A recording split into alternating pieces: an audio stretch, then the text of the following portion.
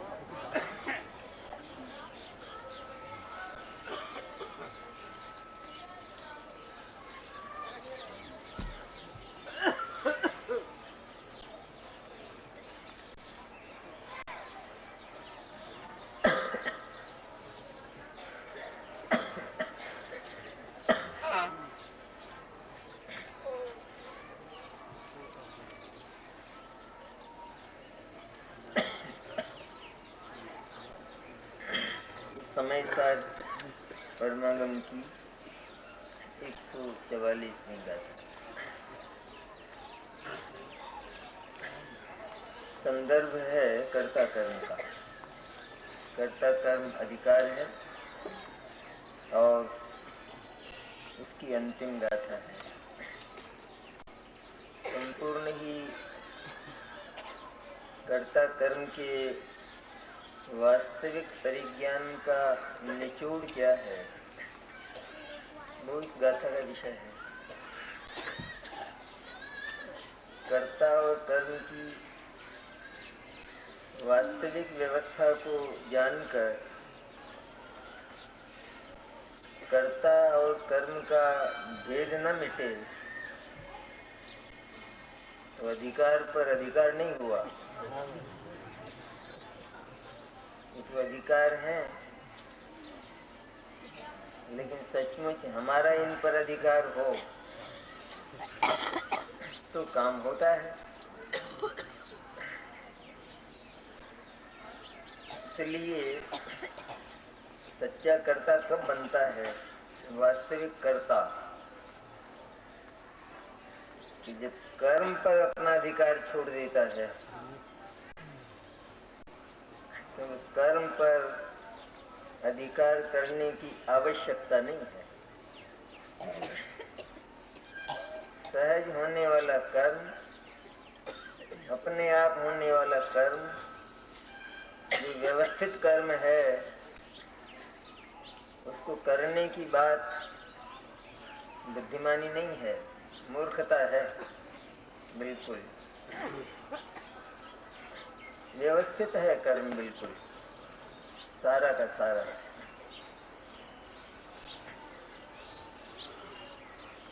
अपने मन में ये बात आती है कि मैं आत्मद्रव्य हूँ और मेरा अपनी पर्याय पर अधिकार नहीं है।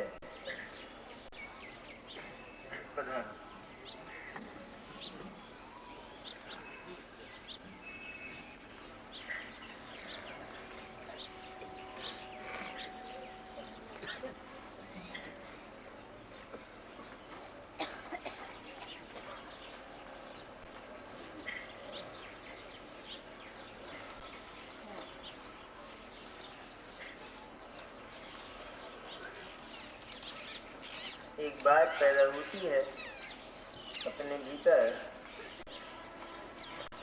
कि मैं आत्मा हूँ और आत्मा को अपने कार्य पर अधिकार नहीं है। इस बात को कौन स्वीकार करेगा? यदि वस्तु है तो उसका उसके कार्य पर अधिकार तो होना चाहिए।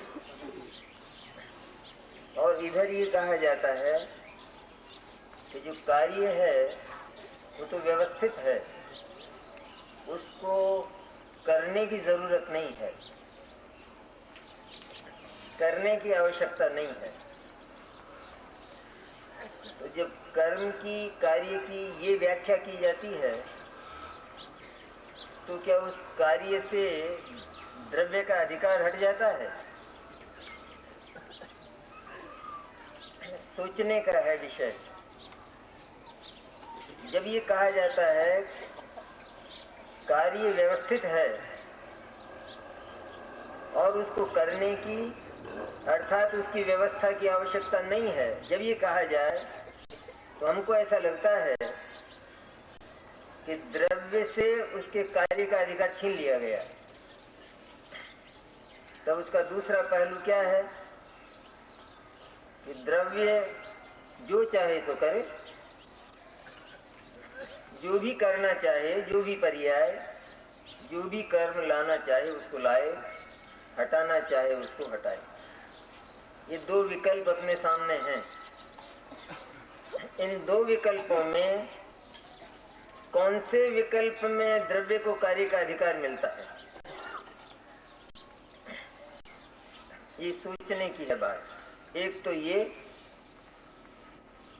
कि वो जिस किसी कार्य को, मैंने जिस किसी पर्याय को लाए और जिस किसी पर्याय को हटाएगा। नहीं नहीं, ये नहीं चाहिए, अभी तुम नहीं, बाद में आना, अभी वो आएगी। एक तो ये व्यवस्था। दूसरी व्यवस्था ये कि उसमें जिसे आना है वही आएगी, आगे और पीछे बिल्कुल नहीं होगा। तो हमको ऐसा लगा कि जो पर्याय होनी है वही होगी नियत समय में, अन्य नहीं होगी। इसमें द्रव्य का अधिकार नहीं रहा पर्याय पर। सच्चाई क्या है, जरा भीतर जाकर देखे तो कि सचमुच यही है कार्य पर द्रव्य का अधिकार, वहां कार्य पर द्रव्य का अधिकार नहीं।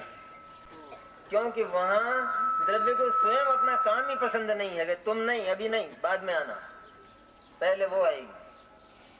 मैंने द्रव्य स्वयं ही अव्यवस्थित है, उसकी व्यवस्था ही नहीं। यहाँ इतनी व्यवस्था है द्रव्य में कर्म की, कार्य की, कि एक भी काम इधर से उधर नहीं होता है, इतना व्यवस्थित है। कहीं विवाह हो और बारात आना हो और व्यवस्था ठीक नहीं हो तो एक के बाद एक जो काम होना है, अगर वो ना हो तो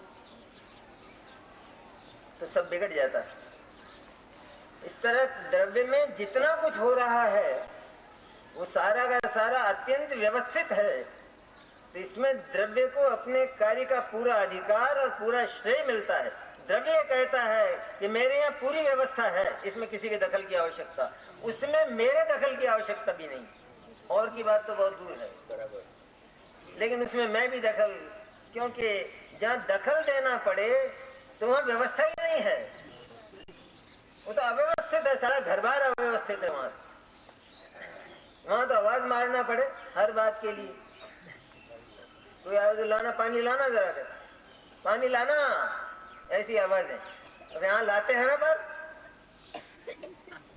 और एक बिना कहे जिस समय आवश्यकता है उस समय पानी आ जाता है। कहाँ अधिकार मिला द्रव्य को? हमारा मन ये बोलता है ना कि हम, हमारे पास से तो मुक्ति का भी अधिकार छीन लिया। छीना नहीं है, सचमुच मुक्ति का अधिकार दे दिया गया है पूरा का पूरा। कि व्यवस्थित कार्य में थोड़ा भी दखल, थोड़ा भी हस्तक्षेप अन्य पदार्थ का तो है ही नहीं। लेकिन स्वयं द्रव्य का भी यदि हस्तक्षेप हो तो इसका अर्थ यह है कि वो पर्याय द्रव्य के बस में नहीं है, तब हस्तक्षेप करना पड़ता है। और वो तो व्यवस्थित है एकदम, इसलिए द्रव्य बिल्कुल निश्चिंत है कार्य की ओर से। उसका नाम ज्ञायक है। जो द्रव्य, जो शुद्ध आत्मा, जो शुद्ध चैतन्य कर्म से भी बिल्कुल निरपेक्ष, कार्य के प्रति बिल्कुल निश्चिंत है, क्या करना है और क्या होना है, जिसमें कभी इस वृत्ति के उत्थान की गुंजाइश नहीं है, अवकाश नहीं है, ऐसा जो चैतन्य है निष्कर्म, उस चैतन्य के दर्शन का नाम चैतन्य का सच्चा कर्म है, वास्तविक कर्म, उसका नाम सम्यक दर्शन है। मिथ्या कर्ता कर्म की वासना कहाँ तक चलती है वो इस अधिकार का विषय है। इसके पहले सारी बात वो बताई है जितने कलश हैं उनमें, कि जब आत्मा की महिमा आती है, ज्ञान में आत्मा के स्वभाव का, आत्मा के स्वरूप का निश्चय हो जाता है, आत्मा के स्वरूप का, आत्मा की क्वालिटी का, आत्मा की क्वांटिटी का, आत्मा के स्वरूप और आत्मा के परिमाण का, आत्मा की सूरत शक्ल का, आत्मा की जाति का जब निश्चय हो जाता है और वह आत्मा जगत का सबसे अधिक महिमावंत तत्व लगता है।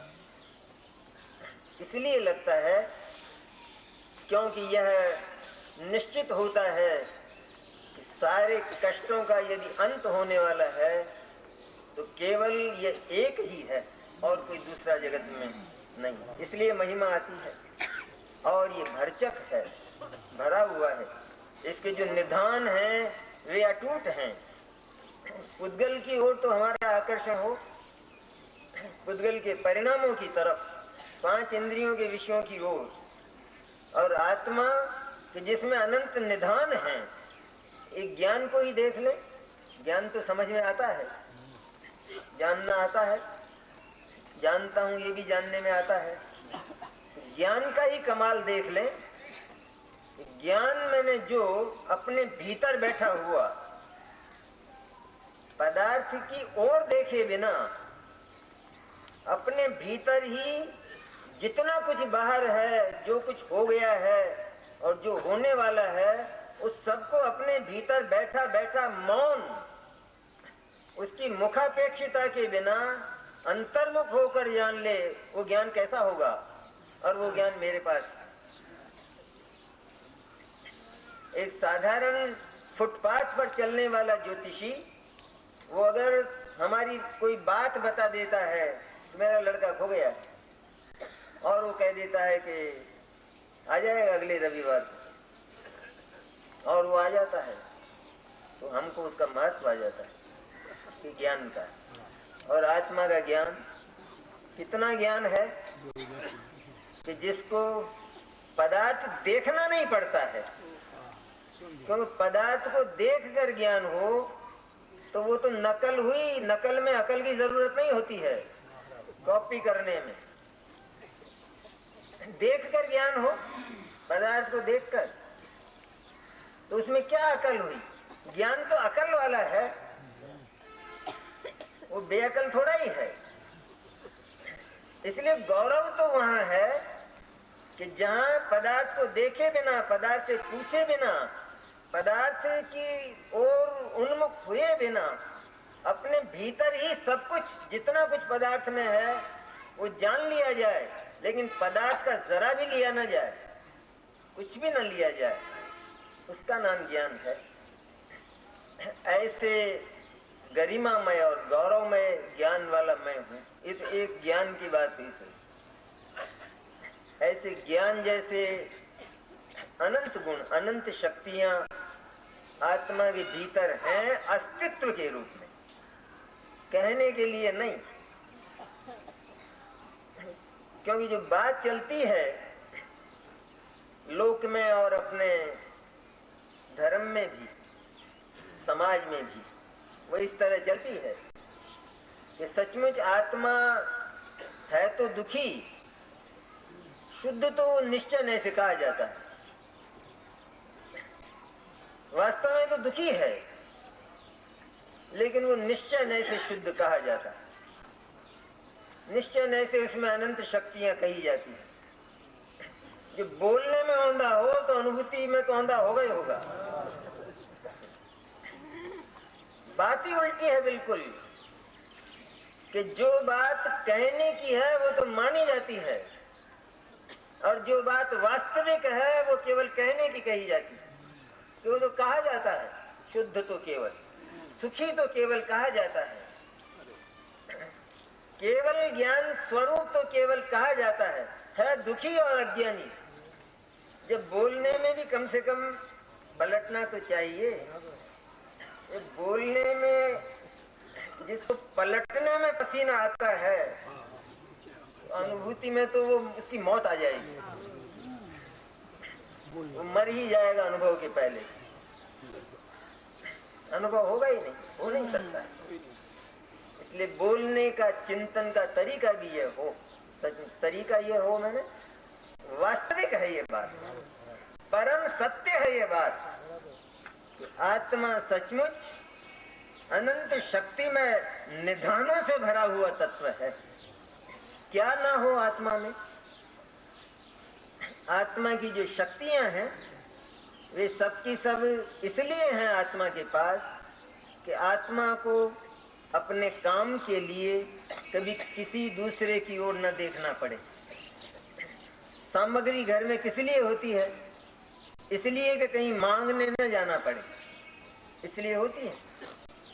तो जो शक्ति सामग्री है आत्मा के पास, अस्तित्व के रूप में है, आनंद नाम की चीज सत्ता के रूप में आत्मा के भीतर है। तिरोभूत हो वो दूसरी बात है, दिखाई ना दे, देखना नहीं चाहता है उसको नहीं दिखाई देती। जो देखना चाहता है तो उसको यहाँ ऊपर धरती से पाताल दिखाई देता है। यहाँ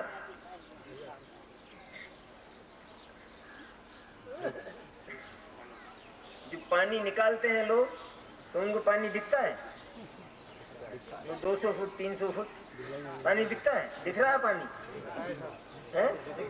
दिख रहा है। क्या विचित्र है।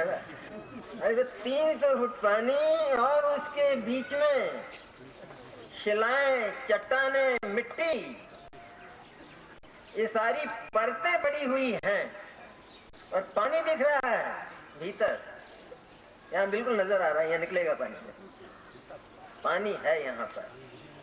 किसको दिखता है? कि जो देखना चाहता है उसको दिखता है। अब कोई पानी निकालना चाहता है, कुआं खुदवाना चाहता है अथवा बोरिंग करता है तो भाई मुझे बोरिंग करवाना है, ये कर देंगे बोरिंग। तो वो देखता है अनुमान से कि यहाँ पानी है और निकलेगा। तो ये बोरिंग करवाने वाला कहता है कहाँ है पानी, मुझे बताओ निकाल के। पानी कहाँ है यहाँ? भाई पानी इसके भीतर है, वो मेरे को नजर आ रहा है। 300 फुट गहरा पानी मेरे को नजर आ रहा है, यहाँ है। तो मैं कैसे विश्वास करूं लेकिन कि तेरा बोरिंग नहीं होगा, तेरा खेत सूखेगा, दुष्काल पड़ेगा तेरे यहाँ, कुछ मिलने वाला नहीं है तेरे। तो कहाँ है आत्मा में आनंद? प्रथम तो आत्मा ही कहाँ है शुद्ध, उसमें आनंद कहाँ है, सुख कहाँ है? कहते हैं पाताल में है। और उसके पहले जो परतें पड़ी हुई हैं, उन परतों को श्रुत ज्ञान से तोड़ कर देखा जा सकता है, क्योंकि श्रुत ज्ञान में ये ताकत है कि वो उन परतों को पार करता हुआ नीचे पहुंच जाता है। इतनी ताकत उसमें है, ज्ञान इतना शक्तिशाली है ज्ञान। केवल ज्ञान के साथ क्यों लगा दिया उसको? किसके ज्ञान को? किसके पास होता होगा वो ज्ञान? हमारे ज्ञान। हम जितने यहाँ बैठे हैं उनके ज्ञान को, अरे 4 गतियों के सैनिक पंचेंद्रीय जीवों के ज्ञान को, उसको केवल ज्ञान के साथ आचार्य रखते तो उसकी ताकत अपार है। और वह भीतर पड़ा हुआ, भीतर पाताल में पड़ा हुआ निर्लिप्त जो चैतन्य है, उसका दर्शन वो श्रुत ज्ञान द्रव्य कर्म, भाव कर्म और नो कर्म की परतों को तोड़ कर लेता है। तोड़ कर मैं तोड़े बिना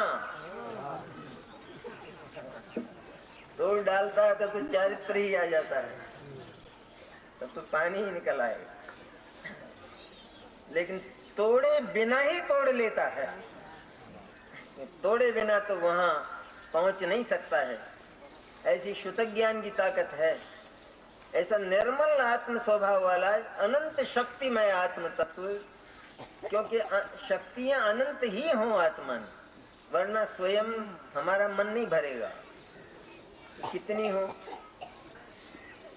2-4 से चलेगा कहाँ? अरे साहब 2-4 से क्या होगा? 2-4 नोट कितने हो? कितने हो नोट? 1 करोड़ 2 करोड़ साहब ये तो वहाँ उनके पास ही है, साहू जी के पास है उनके, इससे क्या है? कहते वो तो फिर हमसे बड़े ही रहे या बराबर रहे। कितने हो तो फिर? कि इतने हो कि गिने ना जा सके। इतने हो। जब से एक व्यक्ति पैदा हो तब से वो एक 100 का नोट समुद्र में डालना शुरू करे और 100 वर्ष की उम्र हो और वो डालता ही रहे तो भी वो नोट ना बीते, इतने हो गए। मैंने कितने हो अर्थात संख्या ना हो, अनंत हो। अनंत हो तो उसमें तृप्ति होती है। और किसी कार्य के लिए आत्मा को मुखापेक्षी परमुखापेक्षी नहीं होना पड़ता। आत्मा के पास गुण इसलिए होते, शक्तियां इसलिए हैं अनंत, इसलिए अनंत शक्तियां हैं। पुद्गल के जरा से रूप पर हम विमोहित हो जाते हैं। केवल एक पर्याय लेकर आता है, स्पर्श की हो, रस की हो, गंध की हो, वर्ण की हो, एक पर्याय पर मोहित हो जाते हैं पुद्गल की पास। तो क्या पुद्गल के ही पास है, हमारे पास नहीं है? क्या ऐसी है ये कुदरत? और क्या कुदरत में ऐसा वैषम्य होता है? इतनी विषमता, इतना पक्षपात इस कुदरत में हो सकता है नहीं, बिल्कुल। यहाँ तो एकदम न्याय और नीति है। तो एक परमाणु में अनंत शक्तियां हैं। एक जो परमाणु हमें नहीं दिखाई देता है, उस परमाणु में अनंत शक्तियां हैं, अनंत शक्तियां। और उसी तरह आत्मा में भी अनंत शक्तियां हैं। वो शक्तियां आत्मा का धन है। जितने साधन और प्रसाधन घर में होते हैं वे हमारी ताकत हैं। उन प्रसाधनों के बल पर हम अपना काम करते हैं, सारा काम उनसे चलता है। इसी तरह शक्ति का अगर विश्वास हो आत्मा को, तो आत्मा की भिक्षावृत्ति समाप्त हो जाती है। कर्ता कर्म, मिथ्या कर्ता कर्म मैंने भिक्षावृत्ति, वो समाप्त हो जाता है। वो जो मिथ्या वासना कर्ता कर्म की है वो कहाँ तक चलती है? ये बेलिहाज दर्शन है, बिल्कुल किसी का लिहाज नहीं करता जरा भी। ये शुद्ध नय का जो पक्ष है, जिसको पहले कहा है शुद्ध नय का पक्ष, मैंने शुद्ध नय का विषय, शुद्ध ज्ञान का विषय, वह शुद्ध ज्ञान के जो आत्मा की ओर ढल गया है, आत्मस्पर्शी ज्ञान, जिसने आत्मा के साथ ज्ञायक के साथ एकत्व कर लिया है, एकदम अपरिणामी अकर्ता ज्ञायक, संपूर्ण परिपूर्ण चैतन्य हूँ, जिसने ये मान लिया है, उसके पहले उसी शुद्ध आत्मा के संबंध में महिमा में चिंतन चलता है। तो वो महिमा में चिंतन चलता तो है और चलेगा। जो जो आत्मा का अनुभव करेंगे उन सबको चलेगा, लेकिन वो चिंतन आचार्य को बर्दाश्त नहीं है। वो कहते हैं वहां भी सूक्ष्म कर्ता कर्म की गंध आती है। क्यों है वहां पर सूक्ष्म कर्ता कर्म, अज्ञान वाला कर्ता कर्म वहां क्यों है? इसलिए है कि वहां जो विचार, जो महिमा में विचार, सूखा विचार नहीं, बिना नमक की रोटी बिना नमक की दाल वाला नहीं, महिमा में विचार एकदम, यही है सुंदर जगत में सर्वोत्कृष्ट, और दूसरा नहीं है। ऐसा महिमा में विचार जहां चलता है तो उस विचार में अनुभूति नहीं होती, करना अनुभव है। क्योंकि आनंद अनुभूति में आता है, विचार में नहीं आता है। जब तक विचार है तब तक वस्तु की उपलब्धि नहीं है, वस्तु की उपलब्धि नहीं है तो आनंद नहीं है। इसलिए विचार चलता है, तो उस विचार के समय अनुभव का आनंद उत्पन्न न होकर, अर्थात अनुभव का आनंद रूप कर्म पैदा न होकर राग पैदा होता है। इसलिए वो राग कर्म और वो सूक्ष्मता से उसका कर्ता, ऐसा वहां पर सूक्ष्म पड़ा है। ज्ञान यद्यपि पलट गया है, जात्यंतर होने जा रहा है। दो बात हो गई है यहाँ कि ये तो है न्याय, कभी अभी अनुभूति नहीं हुई, यहाँ हुई तो नहीं, तो अनुभूति होती तब तो अनुभूति इसका कर्म बन जाता। लेकिन अनुभूति नहीं हुई और विचार चल रहा है, और विचार में अभी आत्मा आया नहीं है। विचार में आत्मा है लेकिन विचार आत्मा का स्पर्श नहीं करता है, क्योंकि उसको अधिकार नहीं आत्मा का स्पर्श करने का। इसलिए इस विचार के साथ केवल राग होकर रह जाता है, अकेला राग होकर रहता है, तो राग कर्म और वो उसका करता है। ये तो हुई न्याय की बात, बेलिहाज बात। अब दूसरी बात कि चूंकि इसे एकमात्र शुद्धात्मा ही सर्वोत्कृष्ट लगा है और ये ज्ञान उसकी तरफ झुक रहा है, इसको अगर केवल खुमारी है तो केवल उस एक चैतन्य की ही खुमारी है, रात और दिन सदा ही। एक क्षण के लिए भी चैतन्य इसके चिंतन से, इसके ज्ञान से स्खलित नहीं होता। ये पक्की है बात। साधना का तरीका यही होता है। बीच में अगर ब्रेक हो जाए, भंग हो जाती है बात। पुरुषार्थ की उग्रता धारावाहिकता में होती है, धारावाहिकता में। जैसे डॉक्टर ने कहा कि तुमको 30 गोली खाना है और 1 गोली रोज रोज खाना है, तो इसने क्या किया कि 30 गोली खाने को कहा था और 1 गोली रोज खाना है, वो सुना तो सही लेकिन उस बात को वजन नहीं दिया, महत्व नहीं दिया। तब इसने 1 साल में 30 गोली खा ली, तो बीमारी मिट जाएगी? क्यों नहीं मिटेगी? उसका कारण क्या है? तो खाई तो 30 है, लेकिन इसलिए नहीं मिटेगी कि क्योंकि बीच में ब्रेक था, इसलिए नहीं मिटेगी। धारावाहिकता हो, 1 गोली का असर समाप्त न हो कि दूसरी गोली और उसकी धारा चालू हो जाए, उसमें पुरुषार्थ उग्र होता है और कार्य की सिद्धि सत्वर होती, त्वरित होती। क्योंकि जो चीज सर्वोत्कृष्ट लगी है और सारी की सारी अनुत्कृष्ट लगी है, वो कम उत्कृष्ट लगी हो तो भी झगड़ा पड़ जाएगा। कम उत्कृष्ट नहीं, कम महिमा वाली नहीं, लेकिन महिमा शून्य और महिमा मय, बस 2 वर्ग हैं जगत में। सब कुछ जितना कुछ है वो सारा का सारा महिमा शून्य है और केवल एक ये चैतन्य ही महिमामय है। इसमें तो गौरव आना चाहिए, नहीं आता है। मैं कैसा, ये जो सच्चा स्वाभिमान है इसका नाम सम्यक दर्शन है।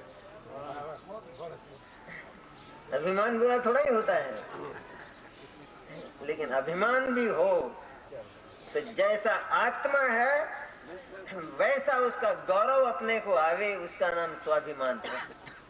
ऐसा है आत्मा सचमुच, भिकमंगा नहीं हूं, ऐसा लोक में नहीं बोलते हैं आदमी। भिखारी हूं क्या? करोड़ों पड़े हैं मेरे पास, इतना गौरव है कि नहीं?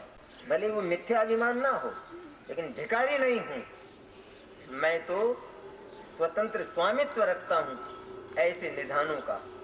इस तरह ये निधान मेरे पास है। ऐसा जो सच्चा अभिमान है, वास्तविक अभिमान, सच्ची गरिमा, सच्चा गौरव, वो सम्यक दर्शन कहलाता है। झूठा है क्या? मिथ्या है, ऐसा ही है आत्मा। और इससे क्या हुआ कि यदि सारे ही जीवों को ये वृत्ति जागृत हो जाए तो फिर जगत में कोई दैन्य वृत्ति मिलेगी? मिलेगी दीनता। आज तो एक दूसरे के सामने जो जीव है चेतन, वो पुद्गल के सामने झोली फैलाई मिलता है। इसको कहा जाए कुछ शर्म तो कर, तू चेतन और ये अचेतन, ये तेरी झोली में क्या रखेगा? क्या रखेगा? और ये रख भी दे तो तेरे क्या काम की है?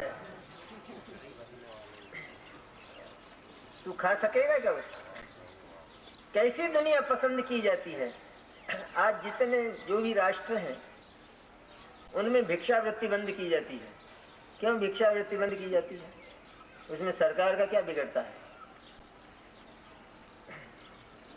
बिगड़ता है। भिखारी लोग यूं कहते हैं कि आपको क्या मतलब है इसमें, आप बीच में क्यों पड़ते हो?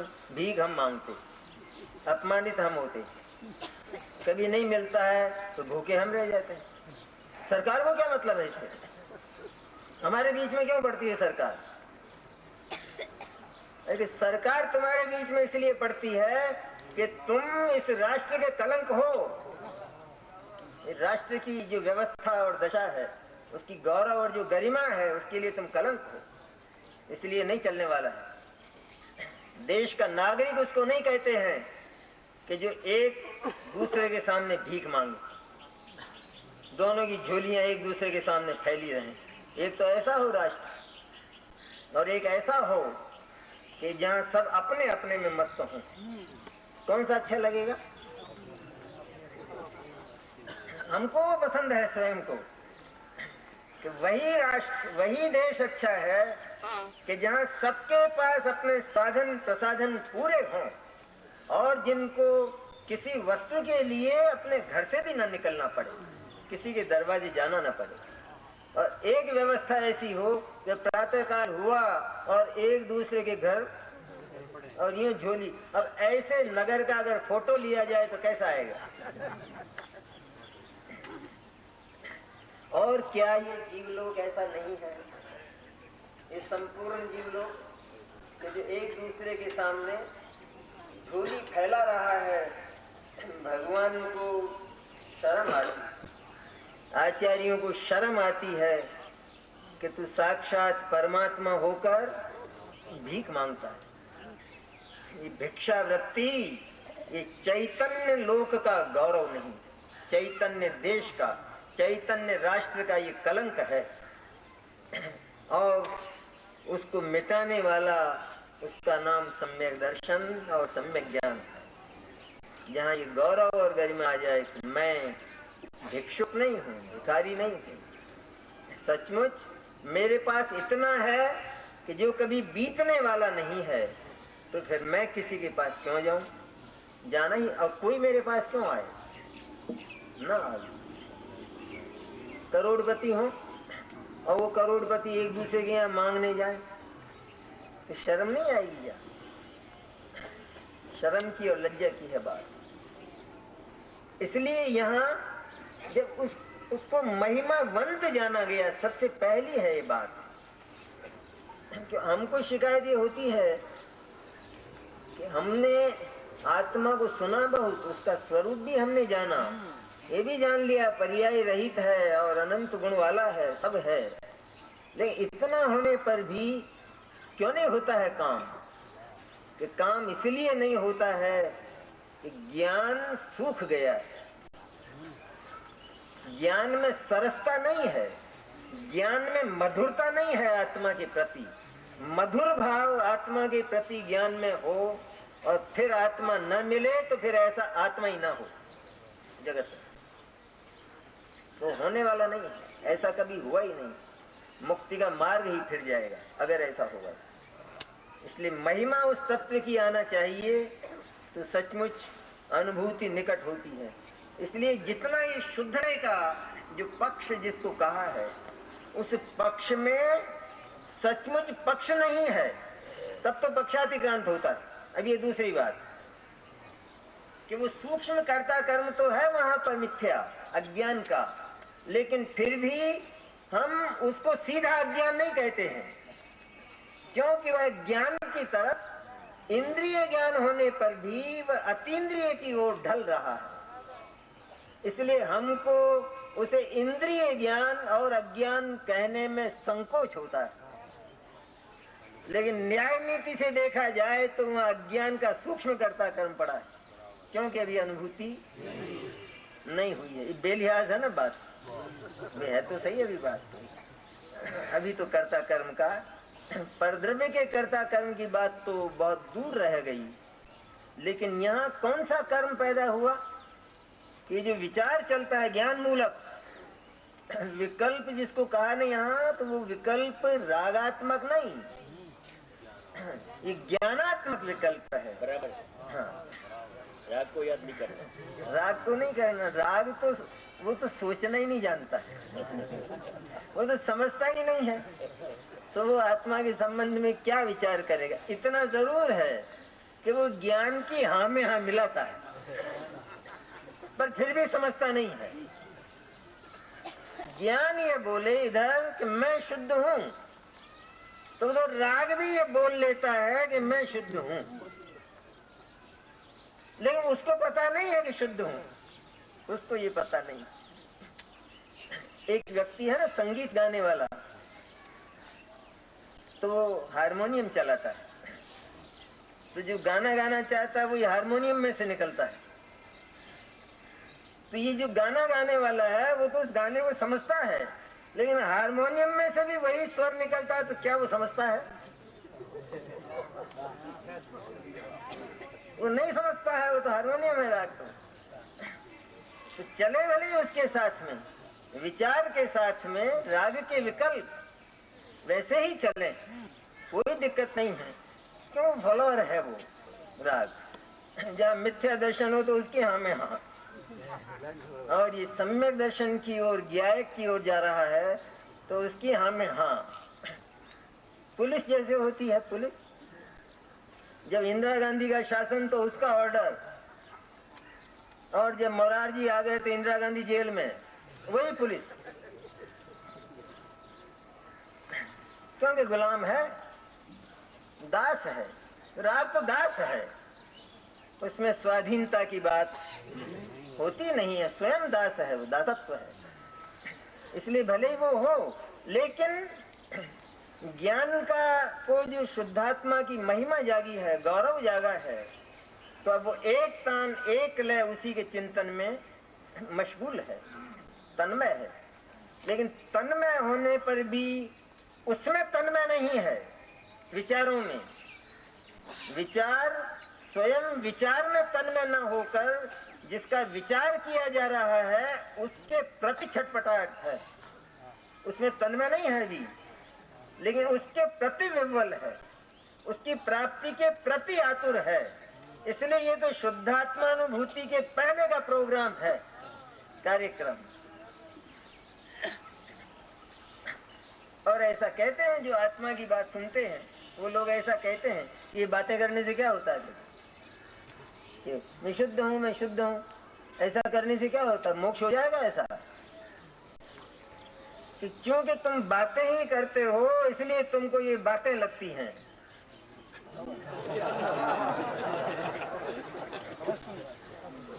सचमुच ये बात नहीं है, और ये बात होने पर भी बात के लिए नहीं, ये काम के लिए बात है, काम के लिए है ये बात के लिए नहीं है बात। घर में शादी ही नहीं हो तो संबंध ही नहीं हुआ हो, निश्चय ही नहीं हुआ हो, और सारा परिवार बैठकर ये कहे चलो भाई शादी के संबंध में विचार कर लेना। अरे भाई शादी कहाँ है, पर विचार तो कर लो, क्या झगड़ा है? उसको बात कहते हैं। लेकिन विवाह नजदीक आ रहा है तब ये कहते हैं भाई जरा बैठो और व्यवस्था पर विचार कर लो। तो ये जो व्यवस्था पर विचार किया जा रहा है, तो विचार किया कि ऐसी ऐसी व्यवस्था बनाना है। तो परिवार का एक सदस्य बोला लेकिन बातें करने से क्या होता है? अरे बेवकूफ, ये बात कर रहे हैं क्या अपन? ये बात है या काम है? और ये बात काम के लिए है या बात के लिए है? शादी नहीं होती तो ये बात के लिए होती, लेकिन शादी तो निश्चित है ना, इसलिए बात के लिए नहीं है सचमुच। और बात काम के पहले ये बात होती ही है। अगर ये बात ही ना हो तो काम नहीं होगा, और केवल ये बात ही होकर रह जाए तो काम नहीं होगा। बात में ही मजा आ जाए, हाँ बहुत बढ़िया बात। बारात आएगी और जीमेगी और यूं स्वागत होगा, और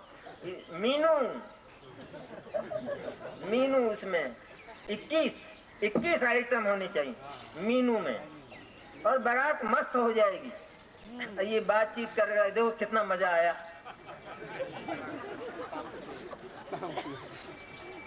अरे क्या है ये तरीका?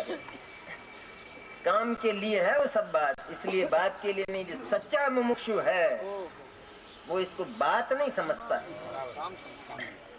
क्योंकि उसका जो मन है, उसका जो श्रुतक ज्ञान है, वो तो केवल उस ज्ञायक में मुग्ध हो चुका है एक बार, इसलिए वह उसे पाकर रहेगा।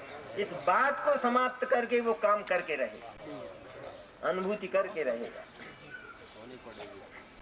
उसका नाम शुद्ध नय का पक्ष है। कि जो थोड़े समय के बाद उस कक्षा का उल्लंघन होने वाला है, पार होने वाली है कक्षा, बारात आने वाली है, विवाह होने वाला है, उसकी है बात। तो जो सर्व नए पक्षों से रहित कहा गया है वह समयसार है।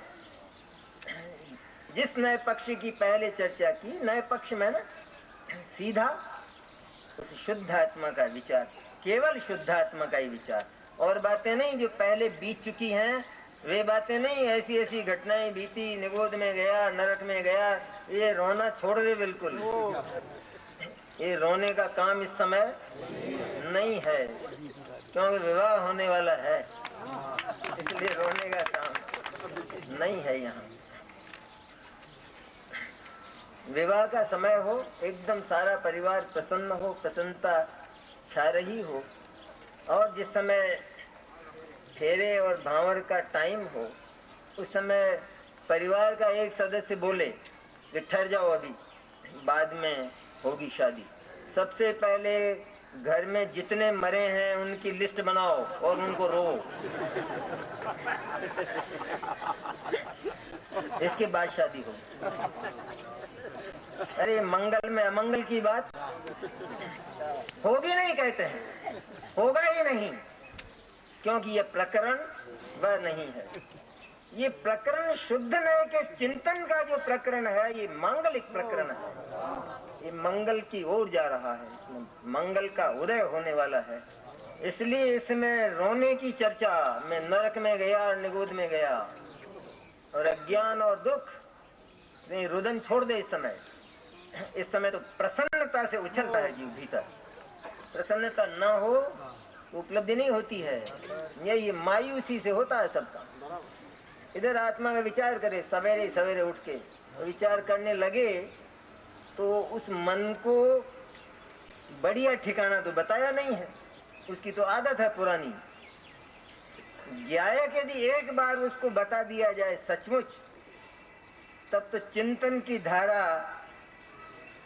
धारावाहिक हो जाए, लेकिन वो तो बताया नहीं है। अब हमने बनाया उसको कार्यक्रम, सवेरे उठ के क्या करना, वे थोड़ा सा आत्मा का विचार भी करना, तो वो आत्मा का विचार करने बैठे। पर इस मन का मन यहाँ कहाँ लगे, क्योंकि उसको तो वो पसंद है जो पहले जिसका भोग किया है, जहाँ वो रहता है। इसलिए सबसे पहली बात है ये कि ये चिंतन और ध्यान जितना कुछ है, उसके पहले ये निश्चय किया जाए कि तेरे लिए अगर कोई रमणीय स्थल है, रमण करने लायक, विहार करने लायक, क्रीड़ा करने लायक, सैर सपाटा करने लायक अगर कोई जगह तेरे लिए है, तो केवल ये शुद्ध चैतन्य है। हवाखोरी करने के लिए ये वाटिका है फूलों की, कि जहाँ जाते ही मन सुगंध से भर जाता है, ऐसी वाटिका है चैतन्य। तो ये पहले मन को विश्वास तो दिलाओ। एक जानवर को भी विश्वास दिलाना पड़ता है। एक जानवर किसी दूसरे को बेच दिया जाता है तो उसको पहले के घर की याद आती, वो बार बार वहीं, फिर उसको थोड़ा जबरदस्ती उस घर में ले जाते हैं, और पहले के घर से ज्यादा अच्छा यहाँ उसको जब खाना दिया जाता है तब फिर वो वहां नहीं जाता है पहली जगह पर। तो मन को अभी यही विश्वास नहीं दिलाया है कि चैतन्य ही सर्वस्व है, सब कुछ है, यही मनोहर है, यही मनोरम है और यही सर्व सुंदर है। ये अभी तक ज्ञान को विश्वास ही नहीं हुआ, इसलिए चिंतन सूखा सूखा लगता है। आप विचार तो करते हैं लेकिन आनंद नहीं आता, मजा नहीं आता। तो मजा कहाँ से आएगा, मजा तो दूसरी जगह पड़ा है, इसलिए वो कभी भी आने वाला नहीं है। समर्पण तो हो कम से कम। जो लोग ईश्वर को मानते हैं वे भी समर्पण पर विश्वास करते हैं कि हम तो जो एक ग्रास खाते हैं वो भी भगवान का है, वो भी भोग भगवान का है। इतना समर्पण सारा का सारा हमारा नहीं है। ये समर्पण तो हो उस चैतन्य पर कम से कम। और समर्पण क्या कि मैं हूं ये, और क्या समर्पण करना है, कौन सा बलिदान करना है अधिक। अरे मैं स्वयं ऐसा सुंदर हूं, इतना सुंदर, सर्व सुंदर हूं मैं। अगर लोक में सौंदर्य का चुनाव होते हैं आजकल चुनाव, तो मैं सर्व सुंदर आऊंगा। मेरे से अधिक सुंदर जगत में दूसरा नहीं है। तो दूसरा अगर कोई हो तो मन जाए बिना नहीं रहेगा, अवश्य चला जाएगा। सर्व सुंदर है क्योंकि कलंक वहां पर पहुंचता ही नहीं है। वहां पर कलंक की छाया नहीं पहुंचती है, राग की परछाई वहां पर नहीं है चैतन्य में। इसलिए वो बिल्कुल निर्मल, निर्दोष और पवित्र है। जब उसका चिंतन चलता है, और चिंतन चलते चलते, क्योंकि उस चिंतनशील साधक को उस चिंतन में प्रेम नहीं था, उसमें प्रीति नहीं थी, बल्कि उस चिंतन की कक्षा को पार करके उस शुद्धात्मा को आत्मसात करने की, उसको उपलब्ध करने की छटपटाहट थी। इसलिए चिंतन की कक्षा पार होकर, इसका अतिक्रमण होकर और शुद्ध नहीं की सच्ची कक्षा, जिसका नाम ज्ञायक है, वो आ जाती। क्यों छटपटाहट है उसको? विचार ही विचार हो तो विचार में थकान होती है, विचार में वस्तु नहीं मिलती है। जब वस्तु मिलती है तो विचार बंद हो जाता है, स्वाभाविक है ये बात। और जब तक विचार रहता है तो वस्तु नहीं मिलती है। तो विचार को अगर लंबा किया जाए तो थकान होती है। किसी कार्य का निश्चय ना हो और कोई पूछे, बोलो क्या विचार किया? कि कर रहा हूँ, विचार कर रहा हूँ, जरा बताऊंगा। तो फिर पूछता है वो, बोलो अपन ने जो बात की थी तो तुमने क्या विचार किया? तो कर रहा हूँ ना, विचार कर रहा हूँ। और विचार करते करते बरस बीत गए, उसका प्रश्न यही और इसका उत्तर यही। थकान होती है विचार में, श्रम होता है। श्रम कौन सा श्रम होता है? जिसमें पसीना आता है। दो प्रकार के श्रम होते हैं, एक सच्चा पुरुषार्थ जिसमें आनंद आता है, वास्तविक श्रम जो आत्मा के प्रति किया गया है, जिसने आत्मा को आत्मा में डुबो दिया है। एक तो वो श्रम, एक ऐसा श्रम के जिसमें केवल पसीना आकर रह जाता है। इसलिए विचार को लंबा करने का मन इसका नहीं, इसलिए विचार में ये प्रीतिवंत नहीं है। ये भूमिका है उसकी, शुद्धने के पक्ष वाले की। और इसलिए उस विचार कक्षा का अतिक्रमण होकर वो ज्ञायक में श्रुत ज्ञान समा जाता है। उसका नाम समयसार है। समयसार शुद्धात्मा है, लेकिन ये श्रुत ज्ञान और ये उस ज्ञायक का स्पर्श करने वाली यही मैं हूं, ये जो श्रद्धा है, इसका नाम समयसार है। क्योंकि समयसार स्वरूप बन गई है। ये श्रद्धा में केवल वो समयसार ही है इस दुनिया में, केवल वो ज्ञायक शुद्धात्मा का ही अस्तित्व है इस जगत में। श्रद्धा में सुनने की है बात। श्रद्धा नाम का भी, श्रद्धा और ज्ञान में अंतर नहीं लगता है ना। बहुत भाई साहब तो बहुत बताते हैं कि जो श्रद्धा है, श्रद्धा नाम का तत्व जो है आत्मा में, कि जिसका काम अहम करना है, तो उसके लिए जगत में सम्यक दर्शन के लिए केवल एक उस शुद्ध आत्मा की ही सत्ता है और अन्य के अन्य नहीं है। क्यों नहीं अन्य? कि अन्य है तो सही, कि अन्य है तो सही, वो तुम ज्ञान की कक्षा में आ गए। वो जो कार्य क्षेत्र है वो ज्ञान का है, वो इसका नहीं है, श्रद्धा का। श्रद्धा के लिए शुद्धात्मा के अतिरिक्त अगर जगत में कोई और भी है तो उसका नाम मिथ्या दर्शन है ही नहीं कोई। क्योंकि इसका काम ममत्व करना है, अहम करना है। यही है इसकी आदत कि जो मिले उसी में ममत्व करना। शुद्धात्मा के अतिरिक्त अगर कोई और भी है तो फिर उसके प्रति निश्चित रूप से ममत्व भी है, और उसका नाम मिथ्यात्व है, मिथ्या दर्शन है। वो ज्ञान का है वो क्षेत्र कि जहाँ आत्मा भी है और अन्य भी है। लेकिन शुद्ध नहीं तो ये कहता है, जैसी श्रद्धा का जो परिणाम है, श्रद्धा की जो प्रतीति है, वही शुद्ध मैं की प्रतीति है कि सचमुच यही मैं हूं, अन्य मैं नहीं हूं। हो अन्य होगा, उससे मेरे को कोई गरज और कोई प्रयोजन नहीं होगा। इतनी उपेक्षा जब की जाती है जगत के प्रति, ज्ञेयों के प्रति, जब इतनी उपेक्षा हो तब केवल ज्ञान मिलता है। इतना न्याय है कुदरत में, कुदरती है जैन धर्म, उसके पहले केवल ज्ञान नहीं मिलता। जिसको ज्ञेय की गरज है और दूसरे प्रकार की गरज नहीं, पर जानने की भी गरज है जिसको, तो उसको केवल ज्ञान नहीं मिलेगा। क्यों नहीं मिलेगा केवल ज्ञान? क्योंकि इसको तो अभी कुछ मतलब है पदार्थों से, ज्ञेयों से कुछ मतलब है। जब केवल ज्ञान हो जाएगा तो कितनी मुसीबत हो जाएगी, क्योंकि सारे के सारे ज्ञेय दिखाई देंगे।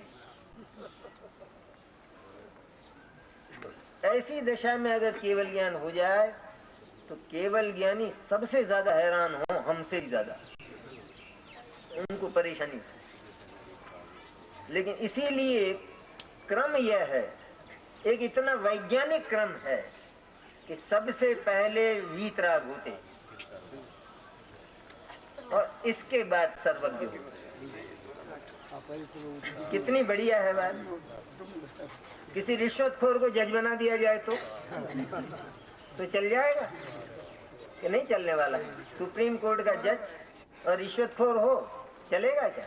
तो कैसा होना चाहिए कि सबसे पहली बात यह है लौकिक भाषा में कि वो वीतराग होना चाहिए। लौकिक भाषा में किसी भी फाइल में उसका मन नहीं होना चाहिए, किसी भी फाइल पर उसका पक्ष नहीं होना चाहिए। सारी फाइल बराबर है,